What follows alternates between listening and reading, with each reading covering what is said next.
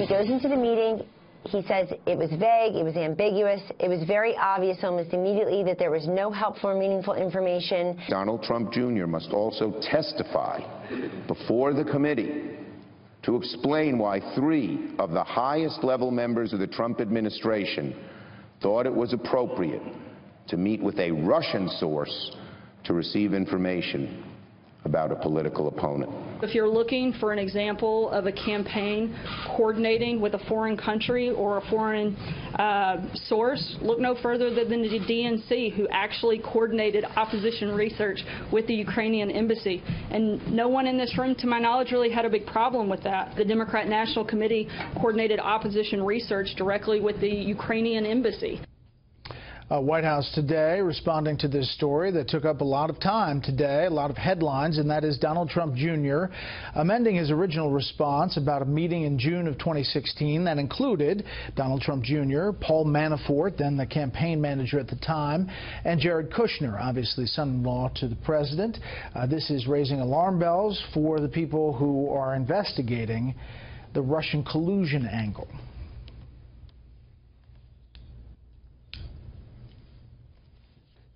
I'm not going to get into how many times that Jared Kushner has had to amend his filings about forgotten meetings with the Russians. But I will say that this is a pattern we've seen since Election Day, and it doesn't include just Jared Kushner and Paul Manafort. It doesn't include just Donald Trump Jr. It includes General Flynn. It includes Attorney General Sessions. It includes a series of other individuals that I find that in itself is a pattern that's troubling. Donald Trump Jr. tweeting today, obviously I'm the first person on a campaign to ever take a meeting to hear info about an opponent, went nowhere but had to listen.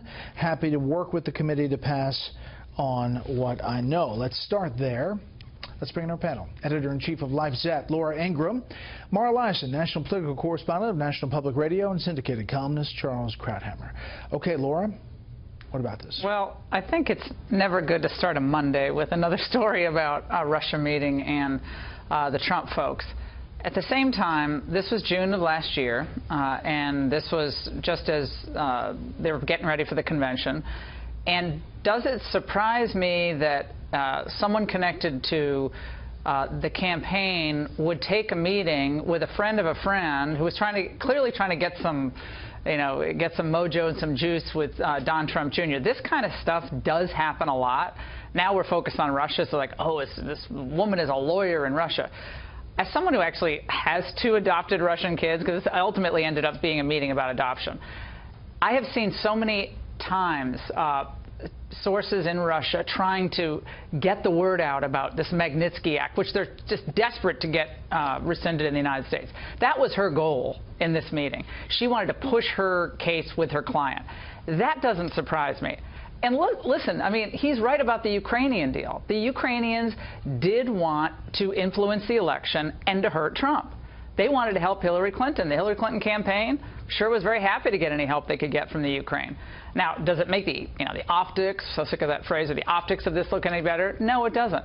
But I think this is a big nothing. I think the story goes nowhere. But I do think it keeps us one news cycle away from focusing on what most Americans want us to focus on. Mara, your thoughts, but also the aspect that Senator Warner talks about, and that is the remembering the meetings and then the recanting and recharacterizing. I don't understand why so many people in the Trump administration keep on forgetting that they met with the Russians. I mean, I just don't get it. There have been, whether it's Jeff Sessions, Jared Kushner, now Donald Trump Jr., they all seem to forget that they met with a Russian, or they don't disclose it when they're required to. Now, Jared Kushner has amended his forms, and he's now disclosed meetings. 3 times. And 3 times. And Donald Trump Jr. originally said this was a meeting about adoption. Then later he says, well, she offered some negative information on Hillary Clinton, and when we talked, it ended up being about adoption. I mean, the stories keep on changing. Negative information. They actually no, kind of a ruse. It was a ruse. It was a pretext. But he was willing to meet with her, and I agree with you. This kind of stuff happens in campaigns. People call up and say, I have some dirt on your opponent. But it keeps this story alive. He now has hired a criminal lawyer, and he's going to go before at least the Senate committee, if not Bob Mueller, and this stuff just keeps on going on. Charles. Look, I agree. There is this sort of epidemic of amnesia having to do with Russians, which is remarkable. There were 3 people in the meeting, and not one of them remembered until being reminded now. The other problem is that the Trump administration, or let's look at Donald Trump Jr., like Bill Clinton, seems to have an approximate approach to the truth, as if saying it is the last resort. Donald Trump Jr. gave 3 explanations for what happened. And the last one is the one that's the most obvious and the most believable.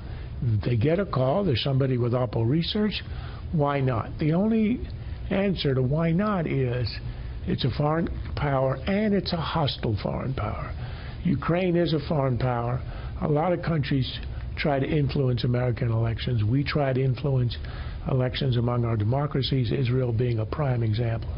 But Russia's a special case because it's an adversary working against us. Putin is not a friend of the United States. So, look, they could say these were amateurs, the Trump people who weren't aware of the fact, naive about this. That's not a great defense. It's not something you want to do to get together with an adversary in the middle of an American election. Yeah, well, it's not, he's not getting together with Putin, Charles. I mean, he's getting together with a friend of a friend that he knew through, like, the pageant. And in the rough and tumble of this campaign, you see it on the other side as well. Maybe not the exact same fact pattern. But let's not forget, the Clintons did invent the war room in politics. Everyone remember the war room? I mean, it is war. And they are, one side is trying to get something on the other side. And the Clinton folks were, at some point focusing on the dossier in Britain.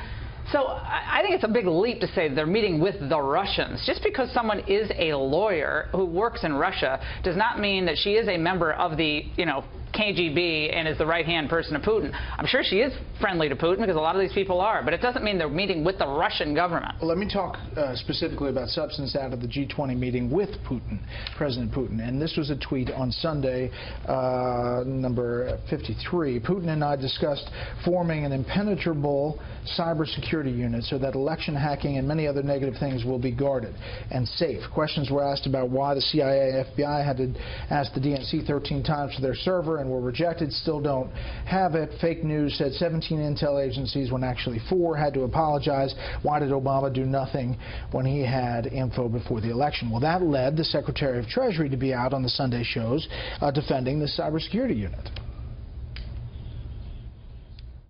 I think this is a very important step forward, that what we want to make sure is that we coordinate with Russia, that we're focused on cybersecurity together, that we make sure that they never interfere in any democratic elections or conduct any cybersecurity. This is about having capabilities to make sure that we both fight cyber together, which I think is a very significant accomplishment for President Trump.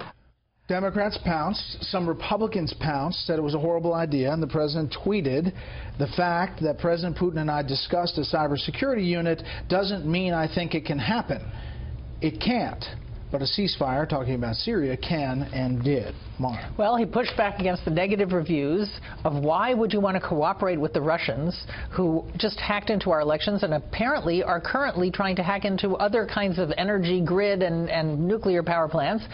And then he kind of pivoted to the one good, positive thing that came out of his meeting with Putin is that they have a ceasefire in southern Syria, and maybe it will hold. But it sounds like this was a trial balloon. He floated it. It got punctured. It's tough to go out defending some of those things on the Sunday shows. That happens all the time. And I had Vice President Pence on radio today, and I said, you got to explain this one to me. I don't get this at all. And he goes, well, it's, he basically said it's, it seems like we're moving in a different direction now. So it was clear that he was caught, flat-footed on this as well. But that to me made no sense. I mean, I think it's really good to try to reach out to other countries, and where we can work with them, work with them. I mean, Obama tried it, Clinton tried it, Bush tried it. And so far, none of that really yielded much in the way of results for the American people, but cybersecurity seemed a bit of a step too far. This is not just some trivial event. This is President proposing this, as he did in the tweet, is impenetrable logically. And it shows a naivete that is really incomprehensible. He actually was thinking it was a good idea to collaborate with the Russians, whom you can't trust to do anything, who've hacked into our elections, who hack into everything that we do, and believe they're going to work with us. It's beyond incomprehensible. And let me just say one thing. on Laura's Putin defense of this lawyer going around on behalf of herself. In Russia, you aren't. The Putin defense is, we don't know about all the lawyers going around the world. In Russia, you don't operate, intervene in an American election unless you have protection from on high. There are no independent actors in this play. But what we don't know is whether she was sent to intervene in the election or whether she was advocating for this adoption. She was advocating for them. She was offering, she said, opposition research. That's all that the Trump people knew when they accepted it. Russian lawyer, some connection with the authorities offering opposition research. That should be a red flag. I don't think Don. Whoa.